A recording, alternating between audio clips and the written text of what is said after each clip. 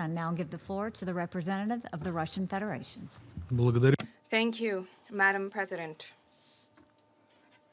At the outset, we should like to extend our gratitude to the Secretary General for the information that he provided and the assessment of the threats of corruption during conflict or in conflict situations.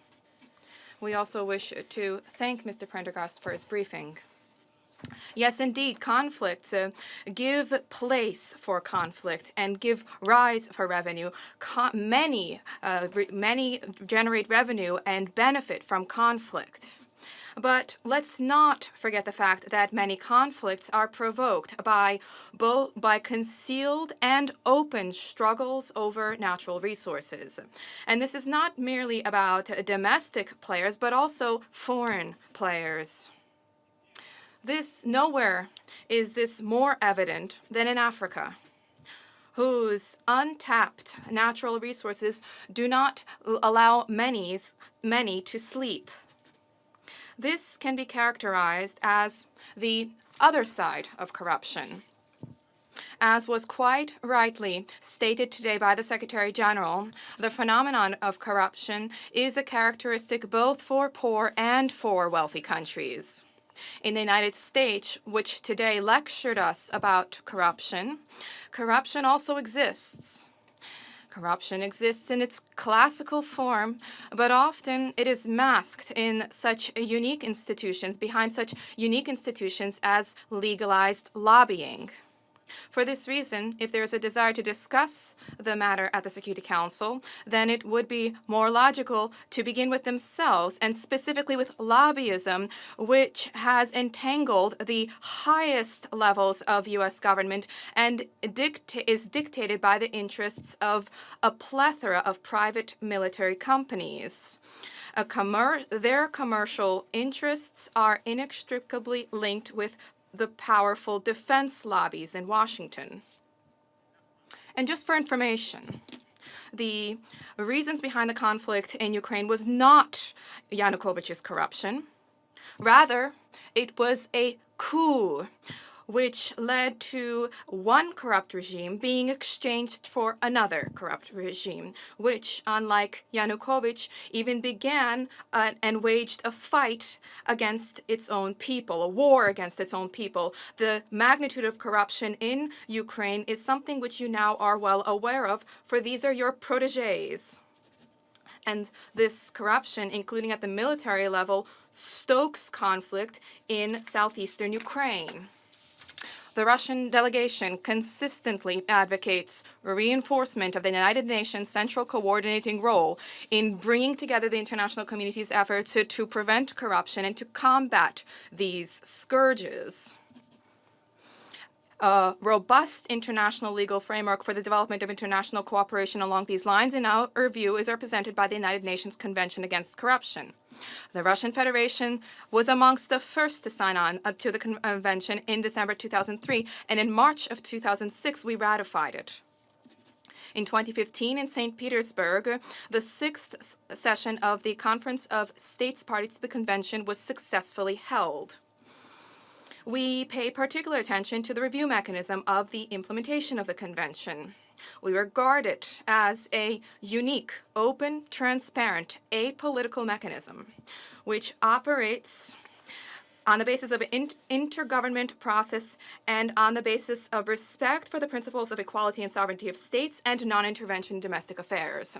We advocate strengthening the role of the United Nations and its Office of Drugs and Crime in the delivery of expert assistance to states in their efforts to effectively implement the provisions of the Convention Against Corruption. We support the operations of the office to ensure universal accession to this critical treaty. The Russian Federation is a major donor to anti-corruption projects of the office, including a number of joint initiatives. For example, the annual preparatory and training courses for contact individuals and government experts who take part in review of the implementation of the convention.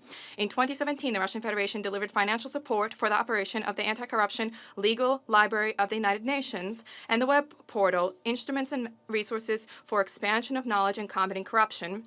Otherwise, in June this year in Vienna on the eve of the World Cup, together with UNODC and with support from BRICS member states, we held an international conference on preventing corruption in sport. As is known, under the convention, intergovernment working groups, open-ended intergovernment open groups were set up to review, to prevent corruption, and to ensure restitution of assets. And there were conferences of experts held on international cooperation. All of these formats are open, intergovernmental, and technical in nature.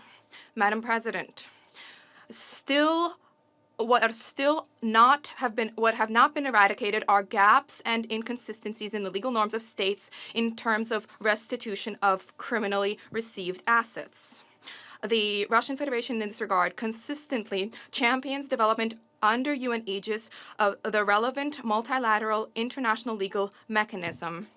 This would help to eradicate certain vague areas and obscurities and would be useful to strengthen cooperation of the relevant bodies in the delivery of mutual legal assistance on criminal affairs and extradition and countering money laundering. Madam President, as was strikingly seen above, at the United Nations, what are effectively operating and are being developed are apolitical mechanisms for anti-corruption cooperation. In this connection, we do not support initiatives, the aim of which is to enshrine the topic as some kind of a new, quote-unquote, a challenge to international peace and security. And as a result, it's being used in the context of a platform and the mechanisms of the Security Council. This would lead to nothing but an undermining of existing formats.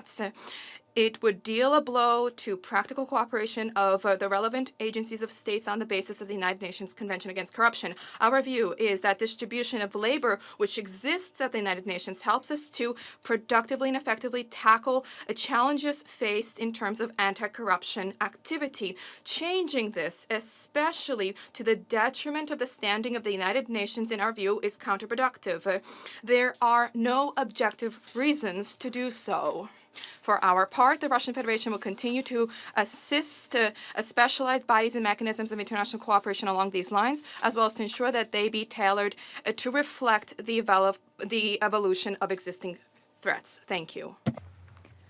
I thank the representative from the Russian Federation.